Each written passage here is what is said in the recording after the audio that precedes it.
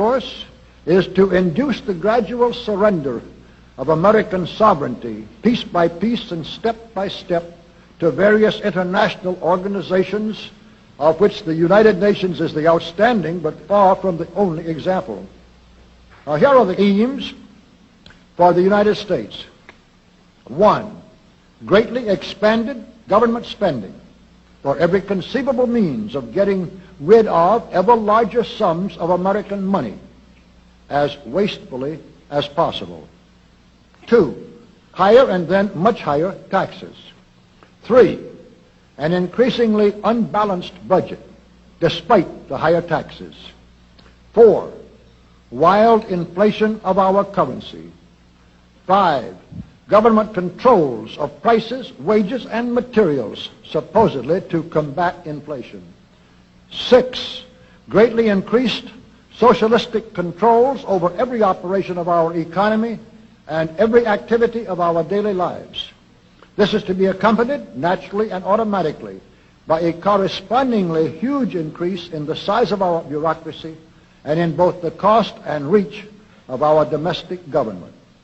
7, far more centralization of power in Washington and the practical elimination of our state lines. There is a many-faceted drive at work to have our state lines eventually mean no more within the nation than our county lines do now within the states.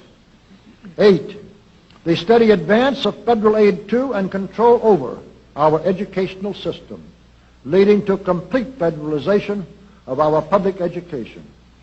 9, a constant hammering into the American consciousness of the horror of modern warfare, the beauties and the absolute necessity of peace. Peace always on communist terms, of course.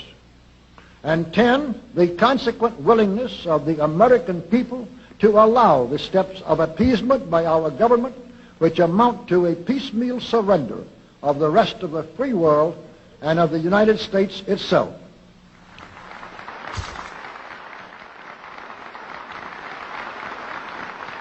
So brush the insider's dust out of your eyes, my friends, and the communist soap suds out of your brain, and ask yourselves in all honesty, what on earth is wrong with the United States simply minding its own business?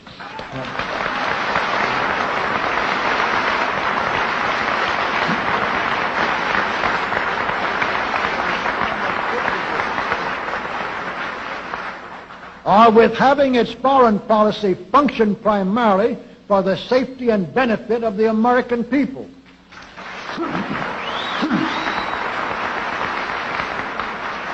Which is exactly what we had done for the first 140 years of our existence as a nation, to the incredible advantage of ourselves and everybody else.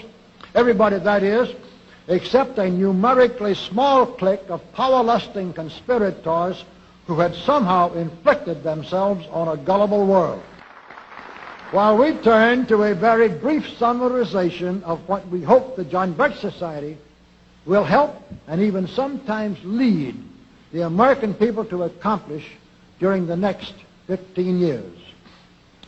1, our first and most important specific undertaking should be to restore the complete independence of the United States.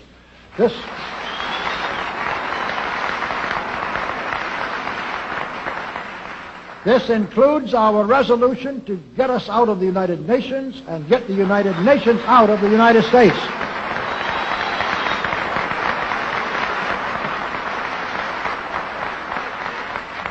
2, we must once again make our money freely redeemable in gold at some realistic price.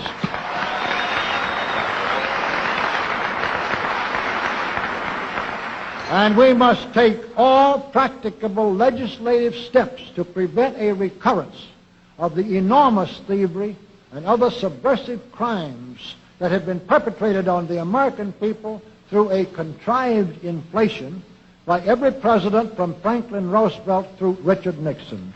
3,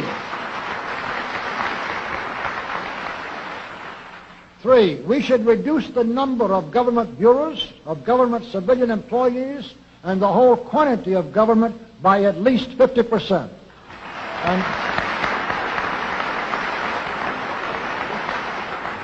And we should achieve at least this much reduction in proper fashion through gradually convincing a majority of the American people of the wisdom of such a course. 4, we should withdraw all American troops from every spot on earth that is not American soil, except when and where such troops may be required as decided by Congress to protect American lives and property from criminal vandalism.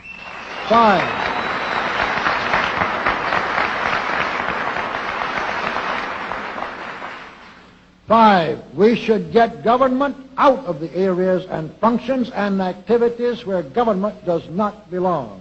Again, all steps to this end should be taken gradually, but nevertheless just as rapidly as enough of the American people can be persuaded to support such progress. Any such achievement will require a truly massive educational force, but that's exactly what we hope to build during the next 15 years.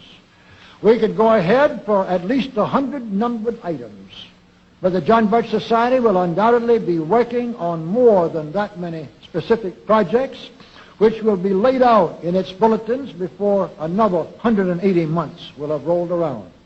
And all of these projects will fit into the general pattern indicated by the 5 major objectives listed above.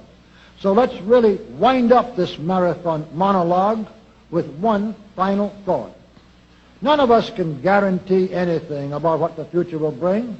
Your speaker knows what a job we have before us to rid our country of the scourge of communism within the next few years, and then to go ahead on our constructive program so well that 15 years from now we shall already be entering an era of far less government, of a much sounder sense of responsibility, and, with God's help, of a better world.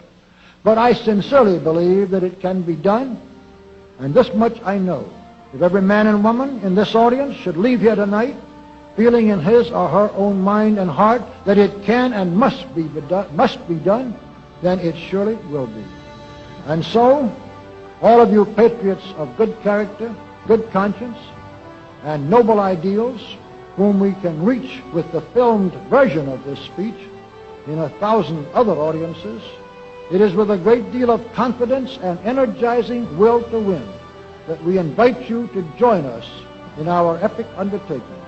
For to all of you great, wonderful friends in this present audience, I certainly extend my very deep thanks indeed for so much patience and attention.